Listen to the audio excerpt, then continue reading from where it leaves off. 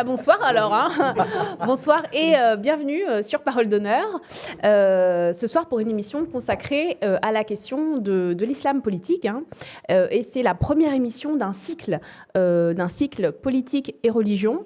Donc il y aura encore 3 autres émissions à venir hein, dans les semaines qui viennent, avec une émission la prochaine fois sur la gauche et l'islam, une autre émission sur la foi et la politique, et puis une 4e émission que tu présenteras d'ailleurs, je crois, Yazid, sur le christianisme. Oui.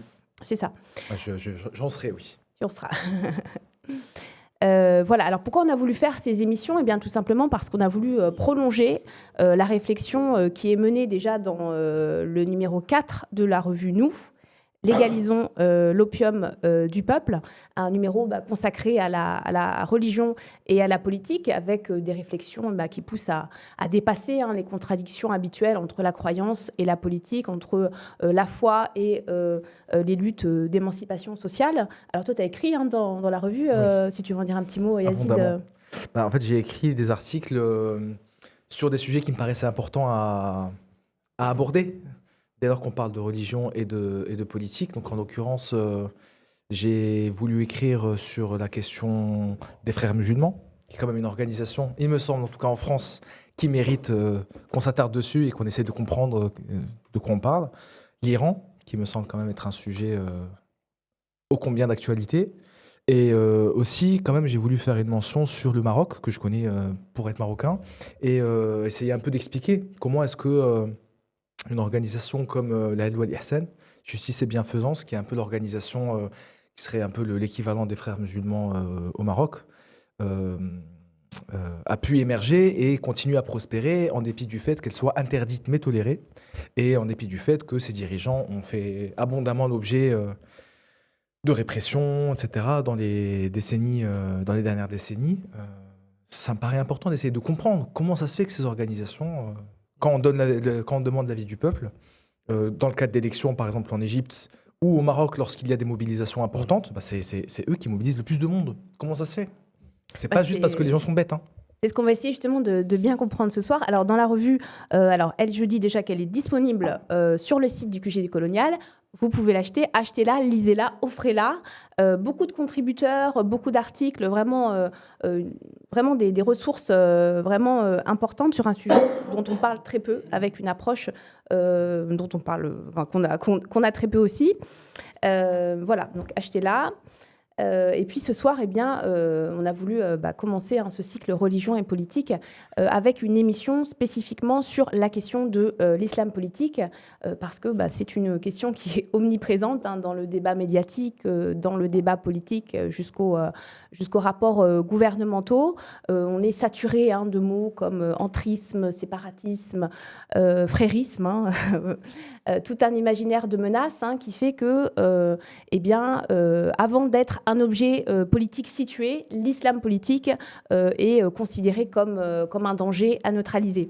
Alors justement, ce qu'on vous propose ce soir, c'est de sortir de tout ça, c'est d'aller à rebours de toutes ces idées dominantes pour essayer de comprendre ce qu'est réellement l'islam politique, historiquement, politiquement, dans sa diversité, dans sa complexité, dans toutes ses contradictions.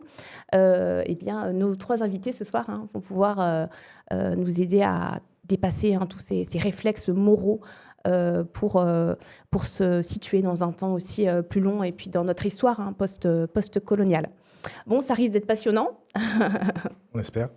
On l'espère. J'en suis sûre, Yazid. Alors, bienvenue à vous 3. Alain Grèche, bonsoir. Bonsoir. Bienvenue. Merci. C'est la première fois que vous venez sur Parole d'honneur. On est ravis de vous accueillir. Moi aussi, je suis ravi d'être là. D'autant que vous êtes un spécialiste du Proche-Orient et du monde arabo-musulman. Vous êtes l'auteur de plusieurs ouvrages sur la Palestine notamment. Un peuple qui ne veut pas mourir, qui a été publié en 2024. Oui, c'est ça. C'est bien ça ? Et puis, vous travaillez depuis longtemps sur la question de l'islam politique. Vous avez publié, il y a plus de 20 ans maintenant, un livre, Le péril islamiste, point d'interrogation, je le précise. Donc, sur ce sujet. Et puis, vous avez créé Orient 21. Voilà, et Afrique 21. Et Afrique 21. 2 journaux en ligne consacrés aux 2 continents, enfin un continent, aux aires géographiques. Juste sur l'islam, je veux dire, j'ai écrit surtout un livre qui s'appelait L'islam, la République et le monde, qui est en 2005, qui justement, après le débat sur le foulard, la loi adoptée, etc., revenait sur les polémiques françaises et essayait un peu d'aborder toutes ces questions de politique et religion, essayer de donner une vision qui était un peu différente de celle qu'on donne. Pour être clair, moi, je me situe dans une tradition historique d'une gauche radicale, de tendance marxiste, chose que je n'ai jamais reniée. Et je m'inscrivais aussi en faux contre différentes interprétations qui est de certaines forces de gauche par rapport à la religion en général, d'ailleurs pas seulement l'islam, mais aujourd'hui, en tous les cas, en ce qui concerne l'Europe, qui est essentiellement sur l'islam. Je voulais aussi dire de soutenir Orient 21, puisque c'est un média indépendant comme nous. Oui. Sans publicité, sans subvention. Et on peut faire un don pour soutenir votre média. Vous pouvez faire un don et puis vous pouvez aller sur le site, vous abonner gratuitement à une lettre d'information qui est hebdomadaire, qui vous permet de recevoir toutes les semaines les 5-6 articles qu'on a publiés dans la semaine, qui sont des articles d'analyse. Et donc je dois dire que notamment depuis la guerre contre Gaza, c'est beaucoup développé parce qu'il a été, je pense, un lieu de résistance par rapport à une pensée dominante concernant la Palestine, concernant Israël, concernant le 7 octobre, etc. Bon, abonnez-vous. Moi, je suis abonnée, en tout cas. On reçoit aussi Soufiane Brahimi. Bonsoir, Soufiane. Bonsoir, merci encore de l'invitation. Je t'en prie, tu es venu déjà il y a quelques semaines ici, au sujet de la revue aussi. Toi, tu es un militant antiraciste. Tu viens de Roubaix. C'est ça. Et on organise des cycles de conférences, notamment sur des ouvrages et aussi sur la question de la Palestine. Donc voilà, je suis ravi d'être là encore une fois. On est ravis. Et puis, il y a aussi Yazid Arifi, qui est chez lui, puisque tu es militant décolonial, membre du QG décolonial, membre de Parole d'honneur, et puis contributeur de la revue Nous, légalisons l'opium du peuple. Donc, tout à fait. Bienvenue à tous. Merci. Bon, ce sera l'occasion aussi, puisque on est dans l'actualité, de parler de ce qui se passe en Iran aussi, puisque on est bien dans le sujet. Mais d'abord, j'aimerais qu'on se concentre un peu sur cette question, sur nous, sur la France, sur cette impossibilité de débattre de la question de l'islam politique, toutes ces grilles sécuritaires et civilisationnelles qui nous inondent, qui nous empêchent de réfléchir. Est-ce que vous pouvez commencer tout de suite à nous donner des éléments de réponse pourquoi on a une incapacité comme ça à penser sereinement, honnêtement ce débat-là. Et puis ça permettra peut-être aussi aux gens qui nous écoutent d'avoir une espèce de définition aussi de ce qu'est l'islam politique assez simplement. Ouais. Alors qui veut se lancer? Alain? Non, bon, c'est très difficile de définir l'islam politique, c'est-à-dire on peut dire l'utilisation par des forces politiques de l'islam comme cadre de réflexion et d'analyse, et l'idée que l'islam offre des solutions. Moi, je pense que, comme toutes les religions, l'islam offre les solutions que ses croyants veulent bien lui donner, c'est-à-dire qu'il n'y a pas de programme politique dans l'islam. J'ai toujours été frappé, puisqu'on a parlé des frères musulmans, de l'idée qu'ils avançaient l'islam est la solution. On peut faire ça tant qu'on est dans l'opposition, et les frères musulmans l'ont très bien fait, et ça leur a permis d'être une force majeure. Une fois arrivés au pouvoir, au-delà des forces hostiles, et notamment de l'appareil sécuritaire, et qui s'est opposé à eux, notamment en Égypte avec le coup d'État, etc., c'est aussi, il faut le dire, un échec politique total de leur passage au pouvoir. Et justement, du fait que, il fallait répondre, en Égypte, il faut répondre à des questions majeures qui n'ont rien à voir avec la religion. L'Égypte est un pays profondément croyant, les gens ont un rapport plutôt, à la fois fort, mais bon, qui n'est pas ce qu'en France on appellerait intégriste, c'est-à-dire les gens prient régulièrement, c'est des choses qui, en Europe, peuvent surprendre, mais qui sont la réalité.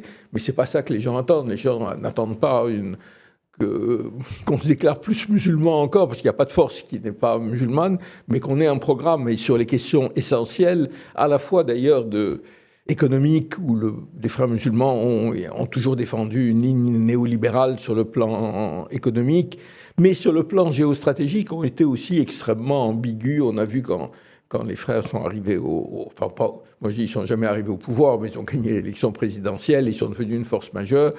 ils ont, et c'était normal, essayé de jouer avec toutes les forces, mais ce qui pour moi est un des signes que ce n'est pas une organisation ni révolutionnaire ni de transformation, c'est qu'ils ont essayé de dealer avec le pouvoir et avec l'armée. Et Morsi, jusqu'au bout, a cru que Sisi était un allié, qu'il pouvait s'appuyer, etc. Et ils l'ont fait en réprimant ce qu'on appelle la jeunesse révolutionnaire qui voulait un changement. Donc, voilà. Mais ce qui est très important quand on parle de l'islam politique, c'est pour ça. Moi, je ne suis pas dans les abstractions. C'est-à-dire qu'on analyse concrètement qu'est-ce que c'est un parti politique et dans quel contexte il se développe. Les frères musulmans ont été au gouvernement au Maroc, en Jordanie, et puis, je veux dire, et à d'autres moments, aujourd'hui, ils sont plutôt dans l'opposition, ils sont plutôt réprimés. Ils ont des stratégies très différentes. Les frères musulmans palestiniens, qui pendant très longtemps, il faut le rappeler, hein, même si ça ne plaît pas beaucoup, entre 67 et le déclenchement de la première intifada, ont été dans une position qu'on dit quiétiste, c'est-à-dire, moi je les ai rencontrés à l'époque, ils expliquaient que le problème, c'était pas l'occupation, le problème, c'était le fait que nous, Palestiniens, étions de mauvais musulmans. Et puis, dans ce contexte-là, les services de sécurité israéliens étaient plus tendres, entre guillemets, avec les frères qu'avec la gauche OLP. Et puis ça a basculé. Donc, c'est pas des choses... Enfin, je veux dire, moi, je dis pas que l'idéologie ne joue aucun rôle, mais en même temps, il faut étudier les forces politiques dans leurs pratiques concrètes et de voir comment elles travaillent, comment elles se développent. Et justement, parce que quand on les globalise et qu'on en fait une espèce d'ennemi existentiel, on oublie totalement les contradictions. C'est-à-dire, par exemple, à plusieurs moments, il n'y a pas d'international frères musulmans. Il y a une coordination, mais à différents moments, les différentes forces des frères musulmans ont pris des positions totalement opposées, que ce soit sur l'invasion du Koweït en 1991 ou d'autres questions. Donc, je crois que ça, c'est aussi important à avoir en tête. Justement, toi, Yazid, tu as écrit un article sur les frères musulmans et on voit que c'est une obsession du gouvernement puisque au mois de mai, il y a eu ce rapport qui s'intitule « Frères musulmans et islamisme politique en France », rapport qui a fait beaucoup de bruit aussi. Et toi, tu as tenu aussi dans la revue à faire un article pour poser le cadre et dire « voilà, les frères musulmans, c'est ça ». Oui, en fait, je pense un peu, pour aller dans le prolongement de ce que disait Alain, que c'est important quand on veut analyser un phénomène politique, un fait social, de le faire sous une forme qui soit matérialiste, et en essayant d'analyser concrètement des situations concrètes. Et en l'occurrence, c'est précisément, je pense, ce qui nous manque aujourd'hui en France, c'est une aptitude à simplement analyser de manière dépassionnée et objective des phénomènes qui font que, de manière assez récurrente quand même, lorsque les populations sont amenées à manifester leur mécontentement, se soulever, encore aujourd'hui avec le génocide à Gaza. Je prends par exemple le cas du Maroc, où le front contre la normalisation est quand même massivement porté par Justice et Bienfaisance, donc l'équivalent des frères musulmans au Maroc. Systématiquement, en fait, on constate que le cœur battant des mobilisations et les organisations qui sortent vainqueurs des élections quand il y en a, c'est des organisations qui se disent effectivement musulmanes et qu'on peut rattacher à l'islam politique tel qu'il a été défini par Alain à l'instant. C'est-à-dire qu'effectivement, l'islam devient un cadre général d'analyse de la société et c'est à travers lui qu'on pense résoudre tous les problèmes de la société.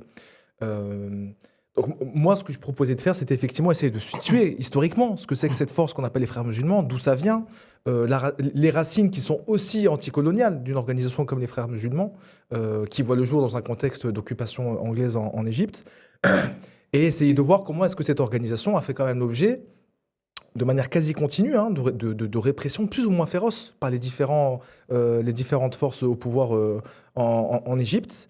Comment s'explique son ancrage historique, son ancrage social profond quand même, mine de rien, qui est lié à la compréhension d'une réalité qui, effectivement, la réalité égyptienne est une réalité complexe, marquée aussi par une pauvreté qui est largement diffuse, une population très importante avec des disparités énormes, etc.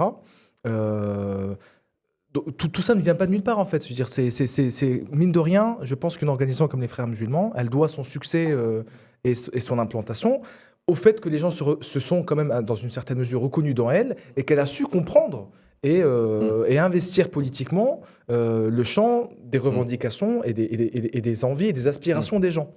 Et effectivement, les gens sont musulmans. Pas tous des fous furieux qui vont aller faire des attentats, au contraire, comme tu disais Alain, ils font ils prient, ils ont une pratique religieuse, un peu comme partout d'ailleurs dans le monde arabo-musulman. Ça fait partie de leur identité, et donc, comment dire, ils vont être sensibles au fait qu'une organisation soit capable de déployer ça sur le champ politique, en l'enrobant aussi dans un discours, pour le coup au Maroc beaucoup, mais je pense que c'est le cas un peu partout, d'un discours très moralisateur sur la lutte contre la corruption, qui a fait par exemple le succès du PJD, Parti Justice et Développement au Maroc, mais aussi Ennahda, etc. Donc voilà, c'est des organisations dont la naissance, le développement, la répression, et puis la situation actuelle qui est quand même morose, s'explique de manière très concrète et pratique.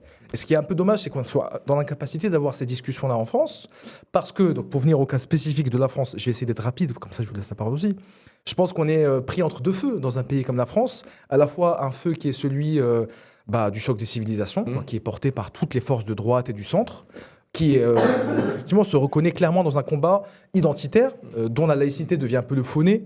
C'est-à-dire qu'en fait, l'islam n'a pas sa place, tout simplement, en terre chrétienne. Et donc, il faut, par définition, que toute expression visible de l'islamité soit combattue.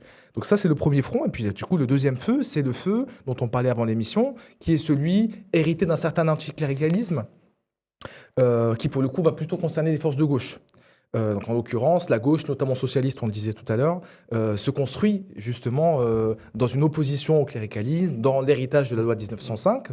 Et cet anticléricalisme se dévoie en fin de XXe siècle, à la faveur d'ailleurs du renoncement total des forces socialistes à apporter un projet de transformation sociale. Bon, mon analyse, c'est qu'ils n'y ont jamais vraiment cru. Mais bon, ils abandonnent en race campagne en fait toutes des revendications sociales, et la laïcité devient une espèce d'étendard qu'ils vont porter et qui va, au fur et à mesure que les années passent, se transformer progressivement en une revendication identitaire, civilisatrice, etc. Et donc donner des lois contre le voile, etc. Donc tout ça fait que l'intégralité du champ politique aujourd'hui est incapable d'avoir une discussion intelligente, nuancée, structurée sur ce qu'est le phénomène de la rencontre entre l'islam et la politique, en l'occurrence dans les pays où ça se passe. Parce que moi, mon analyse, c'est quand même qu'en France, des forces représentantes de l'islam politique, il n'y en a quand même pas des masses, quoi. Il n'y en a pas des masses, quoi. Est-ce qu'on est capable de nommer une personne, une organisation Contrairement au fantasme d'extrême droite, si, on peut mener une organisation, c'est l'UOIF, l'Union des organisations. Mais même le rapport fait par le ministère de l'Intérieur dit qu'il contrôle 50 mosquées sur des milliers de mosquées en France. Je veux dire. Et puis, quand même, il faut rappeler, parce que je trouve qu'on ne le fait pas, l'UOIF, dans les années 2000, elle a été portée par Nicolas Sarkozy. Absolument. Quand Nicolas Sarkozy a voulu créer le Conseil français du culte musulman, il s'est appuyé sur eux. Il est allé au Bourget. Et aujourd'hui, c'est étonnant de voir tous ces gens qui pensent encore que Sarkozy est leur à droite, que Sarkozy est leur idole, oublier ça. Tout à fait. Et je veux dire, la vision de Sarkozy, moi, je ne la combats pas. C'était de dire, on a besoin d'un organisme représentatif des musulmans de France. Il faut prendre en compte toutes les tendances. Et après, la situation de l'islam de France est très compliquée. C'est aussi, d'ailleurs, moi, je dis toujours, écoutez, parler de menaces islamiques en France aujourd'hui, ça relève réellement du complot. C'est-à-dire, quand on connaît ces organisations, et j'ai à un moment travaillé avec ces organisations, on se battait contre la loi sur le foulard, etc. Franchement, ce n'est pas une menace. Franchement, ils ne sont pas organisés. Ce n'est pas eux, je veux dire, comme je dis, mais vous parlez de l'infiltration des frères. Mais où ça ? C'est-à-dire, il y en a au Parlement, il y en a dans l'administration publique, il y en a qui dirigent les mairies, il n'y a rien. C'est réellement du fantasme. Et réellement, pour moi, il y a un rapport entre ça et la vision des Juifs dans les années 30. C'est-à-dire l'idée d'un complot. Ils sont partout. Alors, ils sont partout, c'est-à-dire ils sont nulle part, ils essayent d'infiltrer, Et c'est vraiment... Moi, on a parlé, il y a eu un livre très intéressant fait par un intellectuel irano-britannique sur la comparaison, et c'est très frappant, c'est-à-dire les mêmes types de choses qui ont fait peur. On peut combattre, je veux dire, moi, je n'ai pas de sympathie particulière pour l'UOIF, on peut les combattre sur le plan politique, social, etc. Mais cette idée qu'ils sont une menace, c'est une idée qui permet au pouvoir en place de complètement dévier les débats, c'est-à-dire un débat d'une société de plus en plus inégalitaire, en faveur des riches, etc., et de dire non, la faute c'est aux étrangers, aux musulmans. Soufiane ? Oui, mais écoutez, dans le prolongement de ce qui a été dit, je pense qu'effectivement, il y a toujours une historicité à retracer s'agissant des frères musulmans, puisque, comme tu viens de le dire, Yazid, leur création intervient dans un contexte colonial, et pourtant ils ont perduré après la colonisation anglaise en Égypte. Donc les frères musulmans de Hassan al-Banna, ce n'est pas les frères musulmans de Seyyid Qutb. Et il y a aussi, bien évidemment, comme tu viens de le dire, aussi la question de la machine de répression qui s'est mise en place dans les années 60. Il n'y a pas que ça, parce qu'on parle souvent de la répression de Gamal Abdel Nasser, mais il y a aussi le fait que le panarabisme avait aussi un certain succès. Et ça, je pense que c'est aussi à mettre en opposition avec le fait que les frères musulmans, à un moment donné, ont dû composer aussi avec ça. Maintenant, comme l'a dit tout à l'heure aussi Alain Grèche, il y a une distinction à faire entre ce qu'on voit d'eux politiquement dans les contextes donnés. Ils ont été du côté des conservateurs à de nombreuses reprises, y compris dans leur soutien à certaines lois qui allaient à l'encontre des classes populaires. Donc c'est très difficile de les classer politiquement, y compris même, encore une fois, si on prend l'exemple de Hassan al-Banna, on peut même retrouver des textes sur la question de la propriété privée, puis tu retrouves aussi chez Seyyid Qutb qui a une pensée beaucoup plus radicale, je mets des guillemets, parce qu'il faudrait préciser qu'est-ce qu'on entend par radical. À un certain moment, il y a eu des frères qui ont défendu l'idée d'un socialisme islamique. Au moment où tout le débat dans le monde arabe, c'était... Le consensus, c'était le socialisme. Donc, eux, ils ne se sont pas prononcés contre, mais ils disaient, nous sommes pour un socialisme islamique. Bien sûr, oui. Ça, Seyyid Qutb et aussi Sibéri qui s'est prononcé en faveur du socialisme islamique, mais tout en étant perçu comme étant radical auprès de l'Occident. Donc, c'est difficile de les constituer politiquement comme étant de gauche et de droite. Par contre, ce qu'on peut dire jusqu'à aujourd'hui, si on parle des frères musulmans contemporains, c'est qu'il n'y a pas eu de discours alternatif au mode de capitalisme tel qu'on le connaît. Donc c'est pour ça qu'il y aurait quand même à dire que ça aussi, ça fait partie de leur échec. Et peut-être que la chose que j'ajouterais tout de même, s'il s'agit de parler de leur succès, c'est aussi parce qu'ils ont parlé de pratiques religieuses. Je pense que c'était très présent dans leur discours, les cours populaires et la façon par laquelle ils avaient une assise au sein de la société, elle s'explique aussi par là. Et bien sûr, leur lutte contre la colonisation, parce que dès 1936, les frères musulmans parlent de la question palestinienne et s'inscrivent complètement dans la lutte contre la colonisation. Donc ça participe à la fois de leur légitimité au sein des populations, mais ça participe aussi du fait qu'ils ont été de fait présents dans les courants de décolonisation et donc constitués comme étant des ennemis par l'Occident.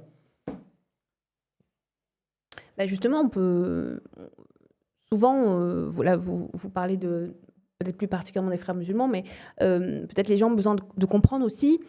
Souvent, on présente ici en France l'islamisme ou l'islam politique comme un retour du religieux, qui serait aussi du coup une régression. Est-ce que vous pouvez essayer de nous expliquer un petit peu dans quel contexte il y a eu l'émergence de ces mouvements-là, d'autant que ici en France, on ne se rend peut-être pas bien compte de toute la diversité de ces mouvements, que c'est pas un bloc, c'est pas l'islamic bloc, mais qu'il y a des subtilités. Est-ce que vous pouvez essayer de donner un petit peu de visibilité aux gens par rapport à ces mouvements-là ? Je commencerai peut-être par l'absurde, si je puis me permettre. Bon, je pense que déjà dans les années 60, 70, on a l'émergence je mets des guillemets, concept d'islamisme qu'on doit, je pense, à Gilles Kepel, et qui est un peu... c'est à l'islamisme ou à l'islamologie ce qu'Alain Minc est à l'économie, une sorte de boussole qui indique le Sud. On a, je pense, dans le courant ou dans les courants sécuritaires occidentaux, une réalité qui s'est opposée au communisme pendant des décennies. Et puis ensuite, on a des institutions sécuritaires qui s'installent, et quand il y a l'effondrement du bloc communiste, il y a toujours une nécessité de faire poursuivre dans leur être des entités étatiques sécuritaires. Et je pense que l'islamisme est intervenu dans ce contexte. Je pense que c'est dans ce contexte-là qu'à un moment donné, l'islamisme était devenu une sorte de figure qui peut nous permettre de constituer un ennemi qui justifie nos tendances sécuritaires et qui justifie qu'on a bien raison de développer cette paranoïa. Et qui justifie les budgets sécuritaires aussi. C'est ça. Donc, des justifications institutionnelles, on y revient. Et puisque je suis taquin, donc je vais aller jusqu'au bout s'agissant de Gilles Kepel, on a une confusion s'agissant de l'islamisme tel qu'il le nomme, et avec un L apostrophe, puisque quand on dit l'islamisme, on ne sait pas de quoi on parle, mais si on parle de christianisme ou de judaïsme, on peut très facilement tomber dans la confusion en disant l'islamisme, parce qu'on ne sait pas de quoi on parle. Et puis 50 ans plus tard, ça donne aussi l'islamisme d'atmosphère, c'est-à-dire qu'en fait, on ne sait pas vraiment qui est visé, mais on a une sorte d'ennemi un peu global. Tout le monde sait de quoi on parle, mais on n'en parle jamais de façon très ciblée. Et donc, ça donne une sorte d'ennemi commode, pas désignable, mais encore une fois, on sait très bien de qui on parle. Mais le terme islamisme, c'est intéressant. Au XIXe siècle et au début du XXe, il était synonyme d'islam. C'est-à-dire l'idée de l'islamisme comme forme politique de l'islam, elle est tout à fait récente. Et j'ai un souvenir de justement Maxime Rodinson, un islamologue assez connu, un orientaliste, face à Keppel, lui disant: vous employez le terme islamisme, mais vous allez créer la confusion entre islamisme et islam. Et il avait raison, il avait vu tout à fait le développement qu'on allait connaître.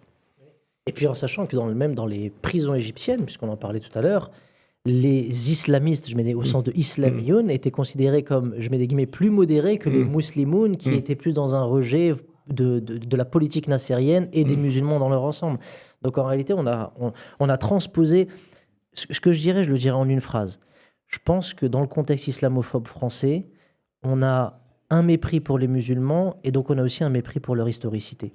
Et donc c'est aussi pour ça qu'à un moment donné, on a une difficulté à aborder les complexités de ce monde. On a envie d'aller vite dans les analyses qu'on fait du monde musulman et c'est ce qui donne des sortes d'analyses très confuses, je pense. Il y a une vision dans la vision coloniale et qui remonte, qui est très profondément inscrite, l'idée que l'islam est incompréhensible.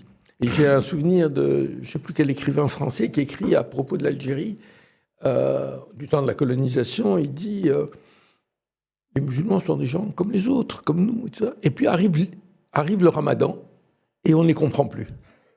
Et l'autre chose qui étonnait les Français, c'était l'idée qu'ils ne se convertissaient pas. C'était la preuve qu'ils étaient, non pas la preuve qu'ils étaient attachés à leur identité, mais alors qu'il y avait eu des conversions en Asie de manière relativement importante, ou en Afrique, etc., le fait que les musulmans ne se convertissaient pas était un signe de dogmatisme. C'est quand même extraordinaire, quoi. Et y compris par des gens qui n'étaient pas des Français, qui n'étaient pas des religieux, qui n'étaient pas des catholiques intégristes, etc. Pour eux, c'était la preuve d'une arriération et la preuve de l'idée qu'il y avait quelque chose qui était incompréhensible, quoi. C'est-à-dire, il y a une dimension que nous ne pouvons pas comprendre et qui est le fanatisme, voilà. Juste pour répondre un peu à ta question sur, on va dire, la naissance, l'émergence de ces organisations qu'on qualifie d'organisations islamistes, de représentants de l'islam politique. En fait, un peu dans le prolongement de ce qu'on disait tout à l'heure, ça s'explique et ça se situe politiquement et historiquement, hein.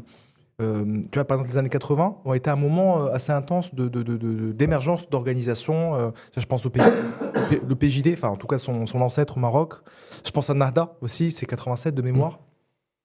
Le Hamas, c'est aussi une situation un peu particulière, mais son émergence, c'est les années 80.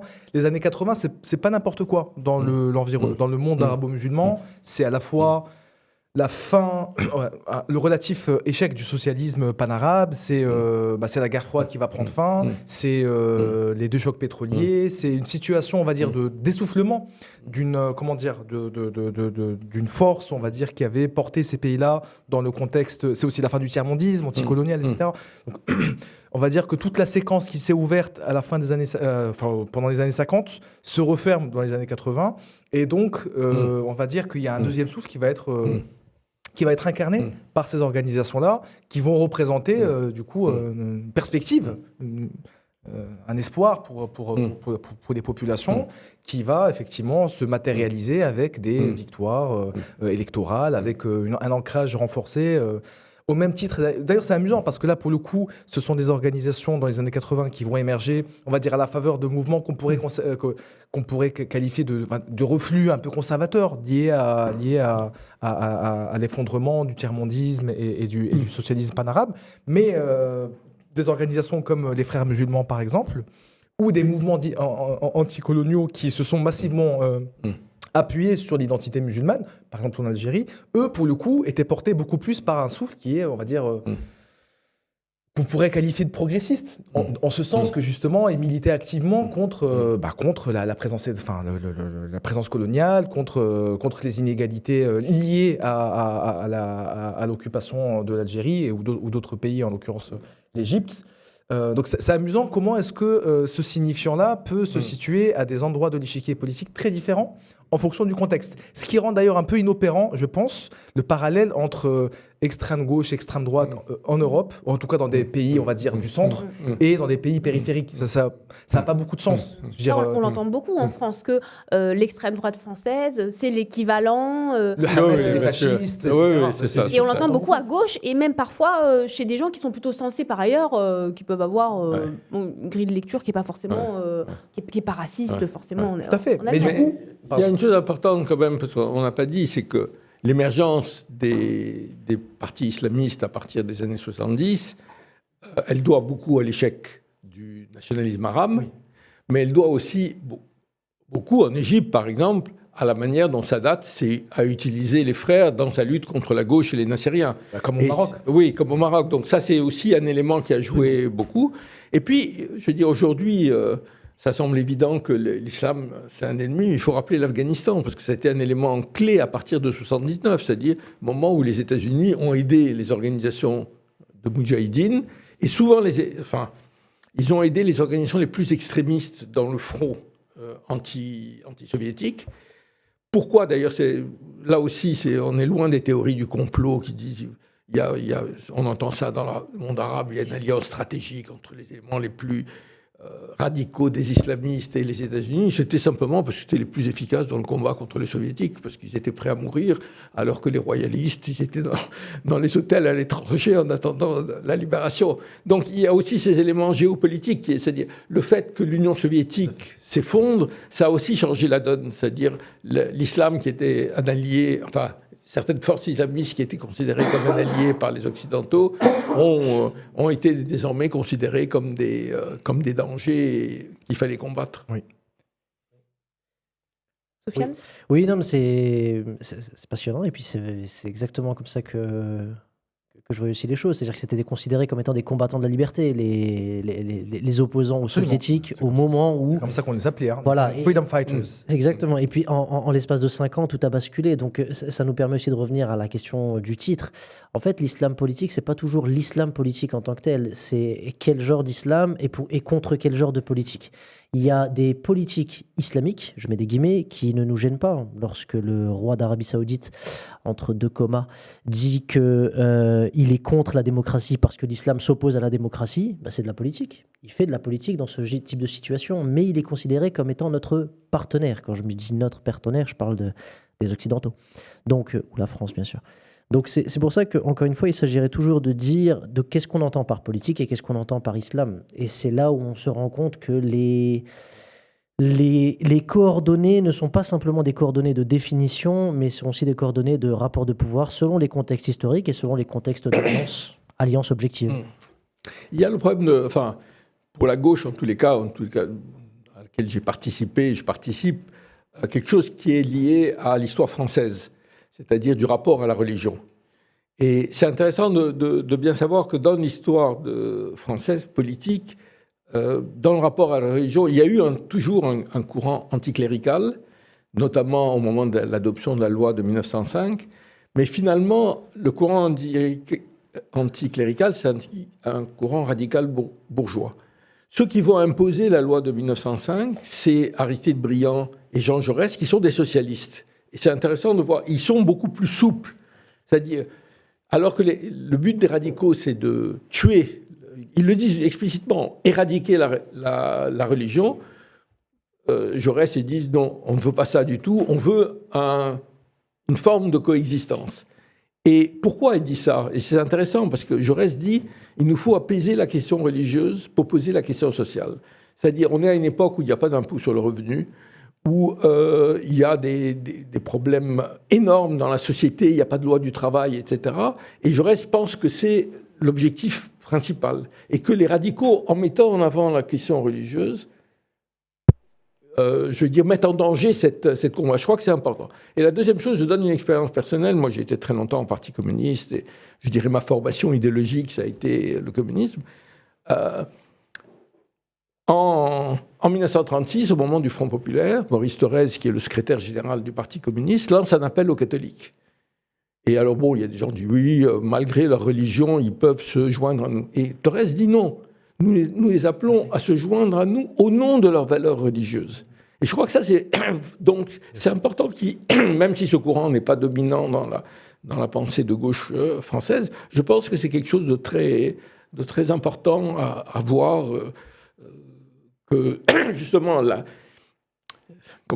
vision marxiste est une vision matérialiste, pas dans le sens d'athéisme, mais dans le sens qu'elle s'appuie sur les réalités. Et que la question par exemple, Maurice Thorez, c'est l'unité de la classe ouvrière, qu'on soit catholique ou pas. Et je crois que ça, c'est quelque chose d'important.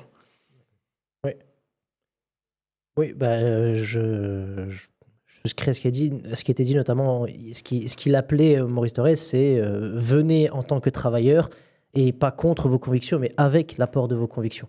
Et ça nous permet aussi de faire le lien, parce que, bon, je ne pensais pas que ce serait moi qui devrais défendre la gauche, mais peut-être que tout est possible. Peut-être aussi, il peut y avoir eu des déceptions objectives au sein des courants de la gauche. Si on prend par exemple 1978, on voit que Foucault est très impliqué dans ce qui se passe en Iran. Il parle même de potentielle spiritualité politique. Et je pense qu'il y a aussi, ça a laissé des traces, ce qui a pu se passer en Iran, puisque finalement on s'est rendu compte que les idéaux marxistes, puisque ça a été beaucoup porté par les marxistes à cette époque, mais ont été mis de côté, ou en tout cas les idéaux de l'émancipation ont été mis de côté au profit d'un gouvernement auquel on ne s'attendait pas. Donc je pense qu'il y a aussi une sorte d'historicité qui peut expliquer les déceptions de la gauche avec certains régimes qui sont arrivés au pouvoir.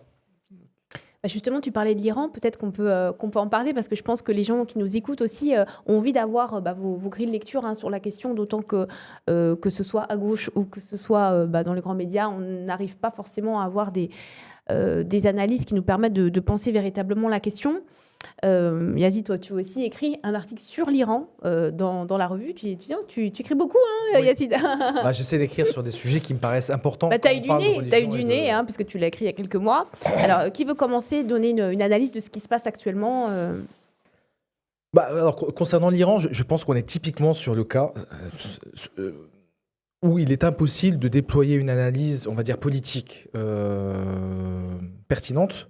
Parce qu'il me semble, en tout cas en France, mais je pense que c'est une analyse qu'on peut aussi avoir dans quasiment tous les autres pays occidentaux, parce qu'il me semble qu'il y a un consensus très très large dans toutes les formations politiques et dans toutes les bourgeoisies nationales occidentales.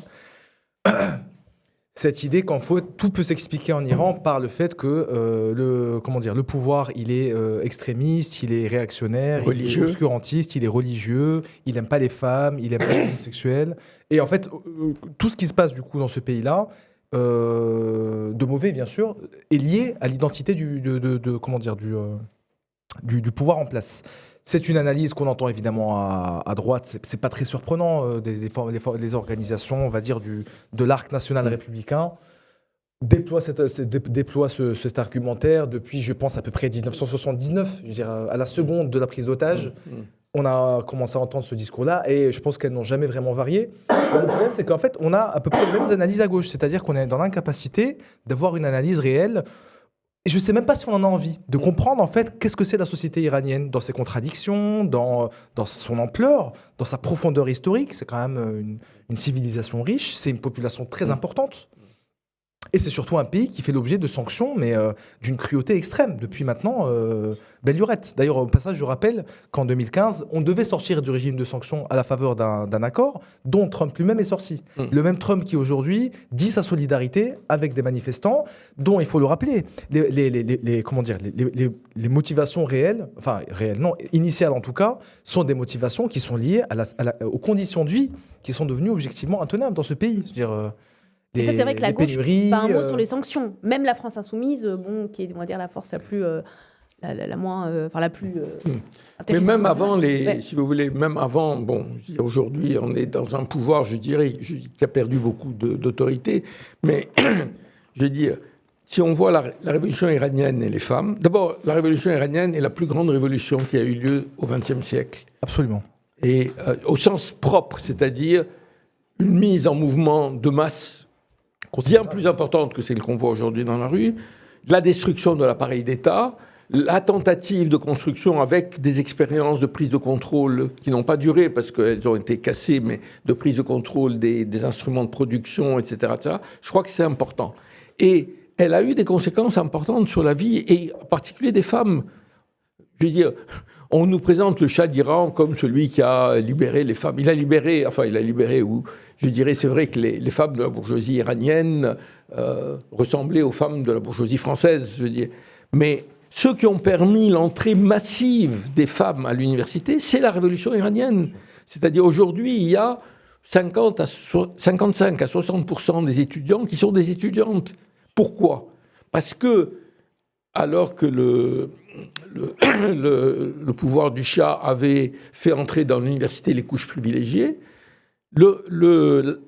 l'Iran révolutionnaire a fait entrer dans les universités les filles qui venaient des milieux les plus populaires, des villes, des villages éloignés, où le fait qu'elles soient obligées de porter le foulard était rassurant pour les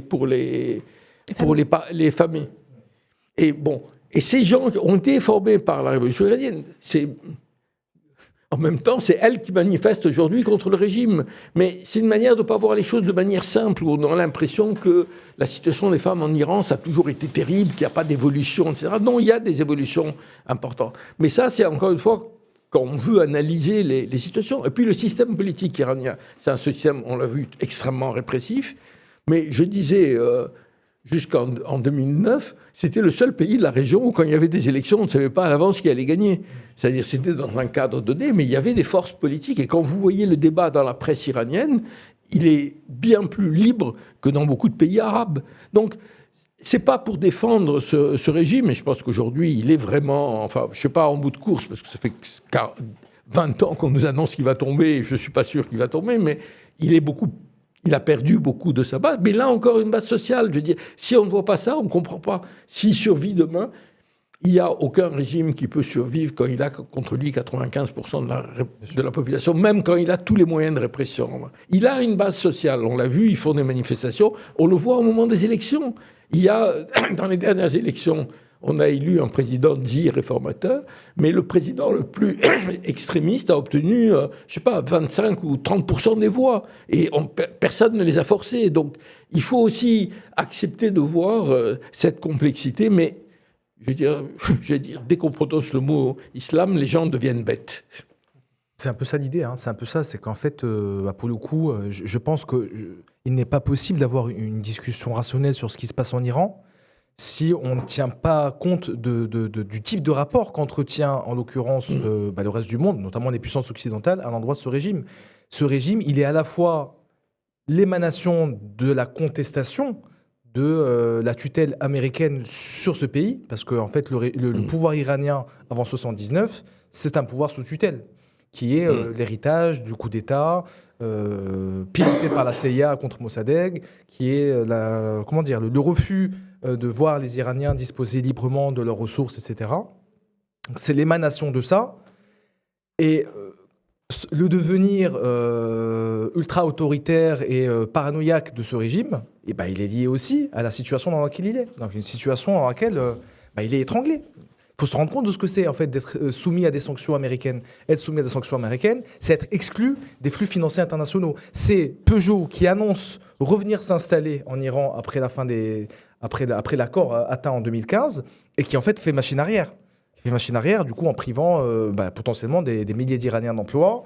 C'est du coup les pénuries incessantes, c'est la monnaie nationale qui s'effondre, c'est l'instabilité, c'est l'impossibilité en fait de se projeter d'un point de vue individuel dans une vie qui soit matériellement normale. C'est-à-dire qu'on a un boulot convenable, on est payé convenablement, on peut payer son loyer, etc.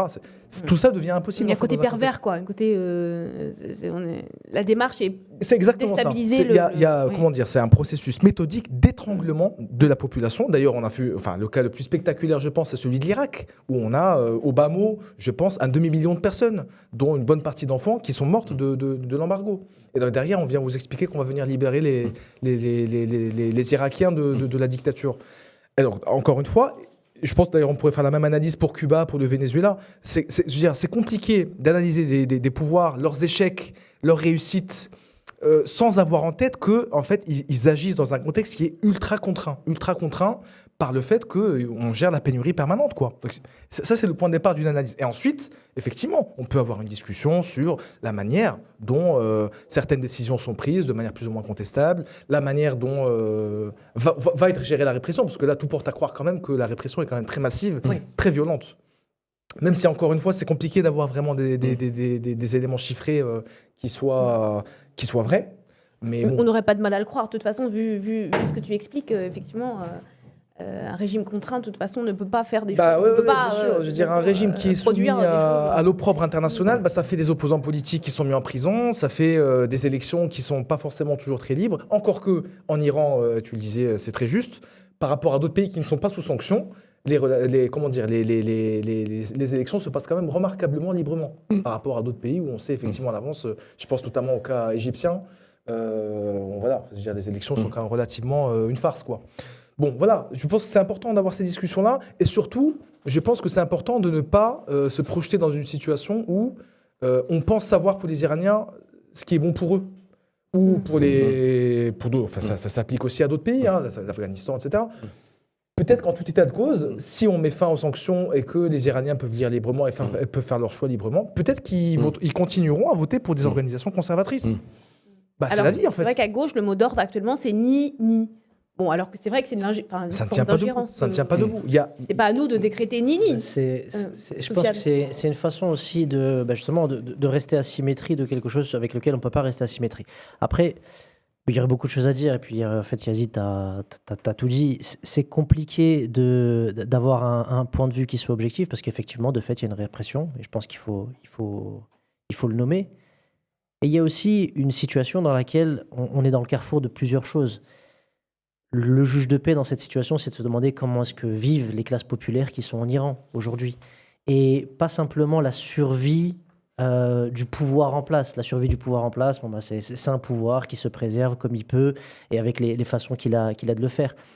Il y a aussi, je pense, deux éléments sur cet aspect. Il y a aussi la question de la façon par laquelle on vise l'Iran. C'est aussi une façon de toujours activer la logique de disputes, pour ne pas dire de conflits entre sunnites et chiites. Donc il y a aussi des enjeux quand on soutient les uns au détriment des autres, c'est un enjeu. Et puis c'est une façon d'avancer ses billes. Aujourd'hui, on entend parler du retour éventuel du fils du Shah. C'est dans le contexte actuel du soutien à la politique israélienne, ça a aussi sa place. Donc c'est une situation dans laquelle on a du mal à se démarquer. Il y a de fait une répression.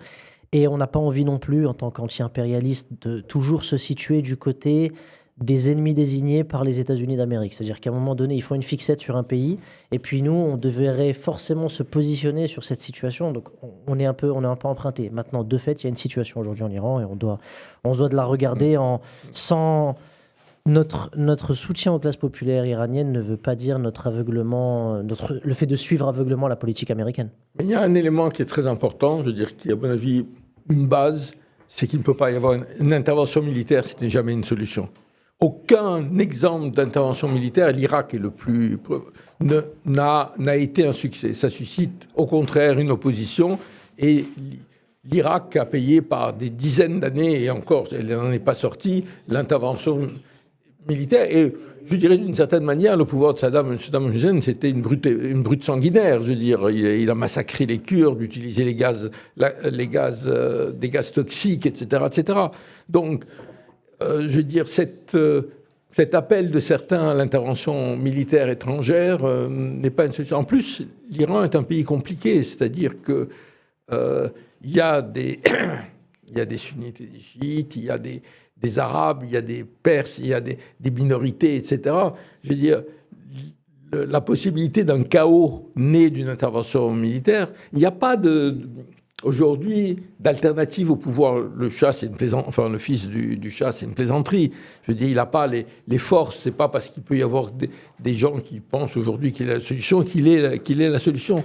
Donc ça doit être la chose la plus importante. Et deuxièmement, si on parle des sanctions, moi, je ne suis pas contre qu'on puisse prendre des sanctions, mais il ne faut pas que ça vise la population. Et deuxièmement, il faut quand même rappeler que ça fait 2 ans qu'à Gaza, on fait face à un génocide et que l'Union européenne, qui en 24 heures a adopté des positions de sanctions contre l'Iran, ne fait rien sur Gaza. Je veux dire, et ça continue. Je veux dire, ça, c'est quand même une des choses terribles des événements en Iran, c'est qu'ils détournent de ce qui se passe à Gaza, c'est-à-dire un génocide qui se continue à bas bruit, de manière moins spectaculaire. Il y a eu, je sais plus, 400 à 500 morts depuis le soi-disant cessez-le-feu, et la moitié de Gaza est occupée par Israël.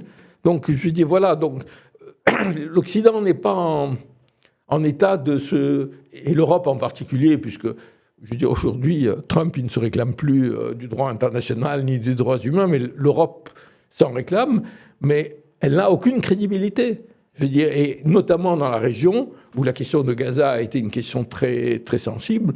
Je veux dire, les gens regardent les déclarations européennes, françaises, etc., avec un brin d'ironie, si on peut dire. J'aimerais qu'on revienne sur quelque chose que vous avez évoqué tout à l'heure, Alain, et le développer davantage, parce que c'est une idée... C'est pas une idée commune, c'est pas une idée qu'on entend partout. Comme vous avez évoqué, par exemple, que la révolution en Iran a permis à des femmes de gagner en culture, en allant à l'école, en apprenant à lire, etc. L'islam politique a été, à certains moments, s'est articulé à des combats, à des luttes d'émancipation sociale, à des luttes anticolonialistes. Est-ce que vous pouvez un petit peu nous expliquer ce qu'offrait l'islam politique, ce qui permettait, qui a accompagné ces luttes d'émancipation, que ce soit anticolonialistes ou autres, Alors, la question, c'est quel est le rapport de l'islam politique aux questions des minorités, aux questions des femmes? C'est ça ta question? Pas seulement les questions des femmes, pourquoi pas, hein, si tu veux te lancer là-dessus, Sofiane, mais plutôt les luttes d'émancipation en général, et aussi, on a un média décolonial et les luttes anticolonialistes, parce que ça intéresse les gens de savoir comment l'islam politique a porté ces luttes-là, que ce soit en Algérie, que ce soit ailleurs. Hein. Bon, je ne vais pas être très long, mais ce que je pourrais déjà dire, c'est que l'islam politique en tant que tel a été de fait un moteur dans la question de la résistance à la colonisation.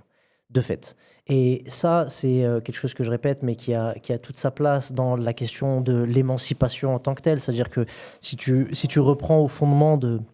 Yazid en parlait d'ailleurs dans l'article... Quand il parle de Hassan al-Banna, quand tu reprends les textes fondateurs des Frères musulmans, tu retrouves beaucoup cette question de l'invasion culturelle, pas simplement de l'invasion économique et militaire, mais aussi de l'invasion culturelle au sens où la question de la religion est mise de côté, non pas parce qu'elle est perçue comme étant dangereuse, mais parce qu'elle est vécue au sein des populations qui sont devenues pauvres et qui se sont tournées vers la superstition. Et là où les Frères musulmans ont eu un impact intéressant, c'est de dire que la religion est aussi quelque chose qui revivifie le cœur. Donc tu as à la fois une pratique et tu as aussi une émancipation spirituelle des individus par la question religieuse. Et ça touche de nombreux aspects, parce que tu trouveras justement des choses qui pourraient paraître contradictoires, mais tu as aussi un mouvement d'éducation au sein des Frères musulmans de la gente féminine. Et donc, tu as des femmes qui se spécialisent aussi pour les questions religieuses et qui ont d'un coup droit de cité dans la société. Donc, en fait, ce serait compliqué de faire une sorte de synthèse comme ça immédiate entre l'émancipation et la question religieuse. Mais la question religieuse, de nouveau, a été pas seulement quelque chose de dogmatique, mais quelque chose qui évoque le fait que la colonisation en tant que telle, elle s'intéresse à tous les aspects de la vie. Et en disant l'islam est la solution, ils ont aussi dit l'islam se doit de s'opposer à l'invasion culturelle telle qu'elle nous est imposée à travers la colonialité, c'est-à-dire on voudrait nous imposer comment est-ce qu'on doit vivre, comment on doit se vêtir et comment est-ce qu'on doit appréhender la question religieuse de manière générale. Voilà ce que j'aurais à dire. Alain ou Yazid, vous voulez compléter en fait, cette question? Moi, je pense que lorsqu'on parle, par exemple, de contextes qui ont été des contextes coloniaux ou de sujets comme la question palestinienne, par exemple, il est évident que dans l'ère géopolitique qu'on appelle le monde arabo-musulman, forcément, l'identité, entre autres musulmanes, des personnes joue un rôle important dans la construction de mouvements qui vont ensuite porter des revendications, en l'occurrence anticoloniales, Parce que les gens sont comme ça. Je veux dire, il y a un fondement religieux, une ferveur religieuse dans ces pays, qui d'ailleurs ne se dément pas. Et donc, c'est aussi un élément qui va être constitutif de la construction d'une identité, en l'occurrence une identité de résistance. Surtout lorsqu'on vous fait comprendre un peu partout, un peu tout le temps, que il y a une confrontation qui est à l'œuvre entre l'identité arabo-musulmane et une identité une ère civilisationnelle occidentale. Donc forcément, dans un contexte comme celui-là, qu'il soit d'ailleurs le contexte des années 50-60 du sortir de la colonisation, ou le contexte actuel avec le retour depuis grosso modo la chute du mur de cette confrontation au sommet entre le bloc arabo-musulman et le bloc occidental, il est évident que il y a une certaine forme de légitimité religieuse qui est à la résistance, quoi. Et alors moi, ce qui me paraissait important à dire par rapport à ce sujet, c'est le fait que objectivement, là, par exemple, sur la question de la Palestine, moi je vois bien comment est-ce que typiquement dans un pays comme le Maroc, je le disais tout à l'heure, le front contre la normalisation, il est porté principalement par une organisation qui s'appelle Justice et Bienfaisance, qui est une organisation qu'on qualifierait d'islamiste, voilà, qui n'est même pas d'ailleurs autorisée officiellement. Et en fait, une organisation comme Justice et Bienfaisance, elle a beau jeu de poser le problème palestinien en des termes religieux. Elle a beau jeu de le faire. Pourquoi ? Parce qu'en fait, je veux dire, tout amène à ce que un musulman dans un pays arabo-musulman considère qu'il y a contre lui une espèce de complot international qui se manifeste par la destruction de la Libye, la destruction de l'Irak, la destruction de l'Afghanistan, la destruction de la Syrie, et que donc effectivement, la question telle qu'elle est posée aujourd'hui en Palestine, c'est une question qui est religieuse. En fait, beaucoup de gens dans mon entourage au Maroc ne font pas mystère du fait que leur solidarité avec les Palestiniens, c'est une solidarité entre co-religionnaires. Ça s'entend, hein, je veux dire, moi je peux le concevoir. Simplement, du coup, il faut avoir en tête que ça donne à voir des choses qui vont potentiellement être un peu superficielles d'un point de vue politique. C'est-à-dire qu'il n'y a pas, par exemple, une pensée, pour avoir échangé avec eux directement, des gens de cette organisation, il n'y a pas une pensée systémique, théorique, sur la question coloniale, sur la question des rapports de domination, sur la question de l'impérialisme. Ce qui fait que, comme on le disait tout à l'heure, par rapport notamment à la question du rapport qu'ils vont avoir à l'appareil sécuritaire, au FMI, au marché financier, il va y avoir une incapacité à armer politiquement ce qui reste quand même de l'ordre d'un réflexe moral. Tu vois ? Donc c'est là aussi où il y a une analyse qui est intéressante à avoir sur le fait que une bonne partie finalement du corpus doctrinal qui va être déployé par des organisations comme celle-là, va rester quand même de l'ordre des bonnes intentions. Moi, j'ai le souvenir, par exemple, c'est une organisation qui n'est pas aussi, on va dire, radicale que Justice et Bienfaisance, mais le PJD, donc, qui a été au pouvoir au Maroc, le Premier ministre que le Maroc a eu pendant un certain nombre d'années, Ben Kiran, j'ai le souvenir de lui au Parlement, qui dit qu'il faut prier pour les chômeurs. Et qui reproche en fait aux parlementaires de ne pas croire en fait à l'utilité de la prière au service des chômeurs pour les sauver, quoi, tu vois. Donc ça, je trouve que c'est vraiment, on a eu des scènes comme ça pendant 10 ans c'est drôle, il était au pouvoir. Ouais, littéralement il aurait dit ça parce qu'il a vu qu'on se moquait un peu de lui sur les travaux, il a dit mais vous croyez pas à la prière? Et du coup ça me paraît intéressant quand même de voir comment est-ce qu'au final ça donne à voir des choses qui sont si elles ne sont pas armées vraiment d'un projet politique concret, on reste de l'ordre de la bonne intention, quoi.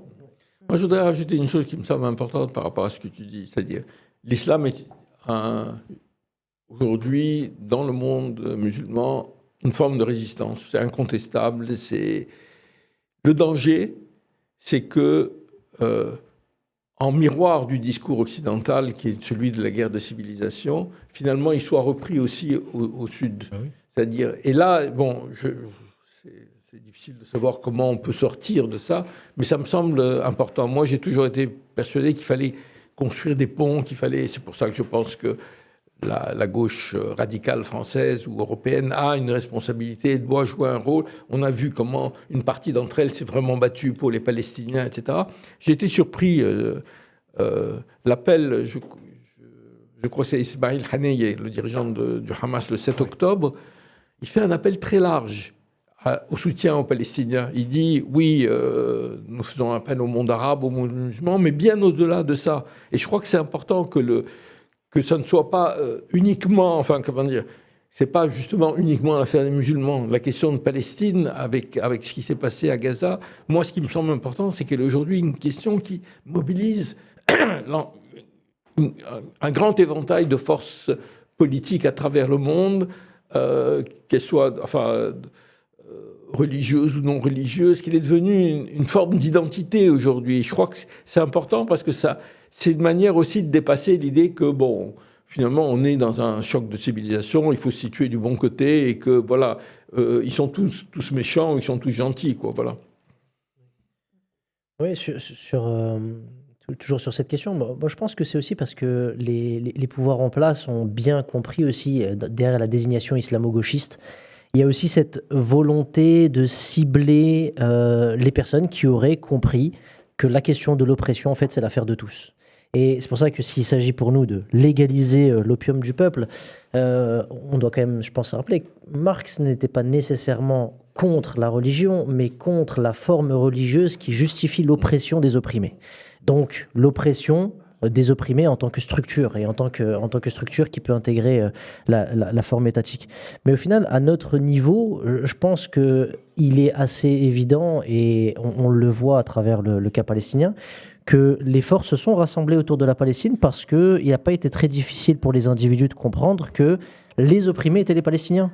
Les opprimés étaient les Palestiniens, et donc le front large s'est constitué comme tel.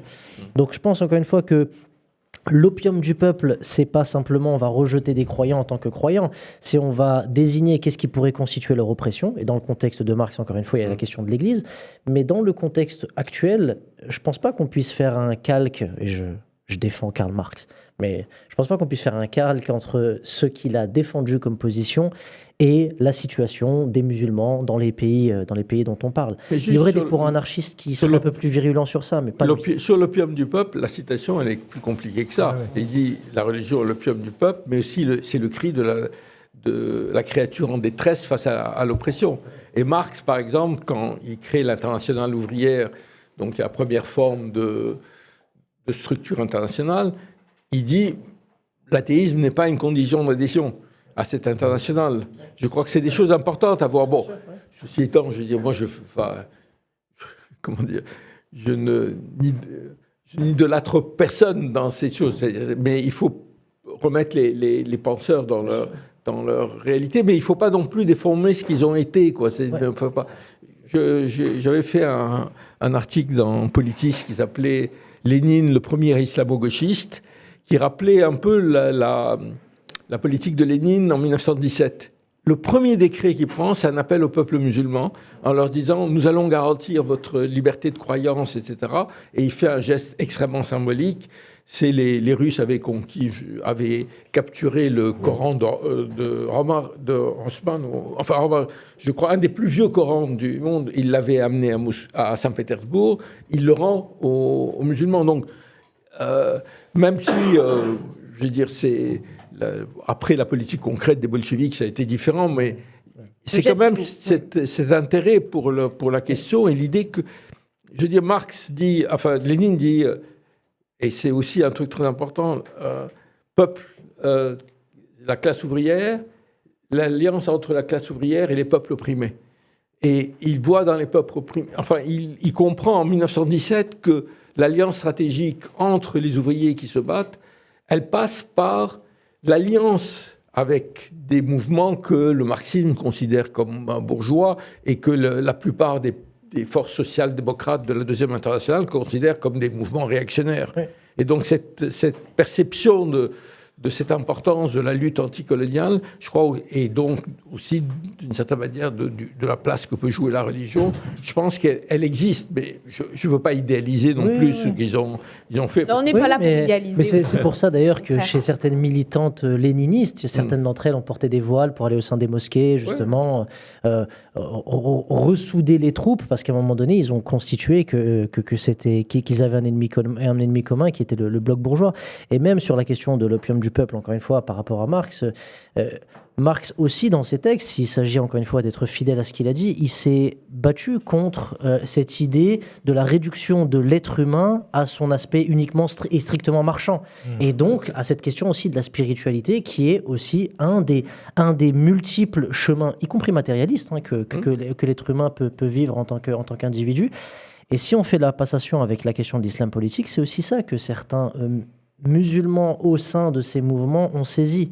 C'est cette réalité spirituelle que les individus veulent vivre. C'est ce que Sabrina a appelé la question de la ferveur populaire autour de ça. Il y a effectivement une question spirituelle qui est dans un continent qui justement s'est débarrassé, je mets des guillemets, de la question de l'Église et qui a parfois même considéré la question religieuse qui devait se rabattre que sur la question de la pratique à l'église le dimanche.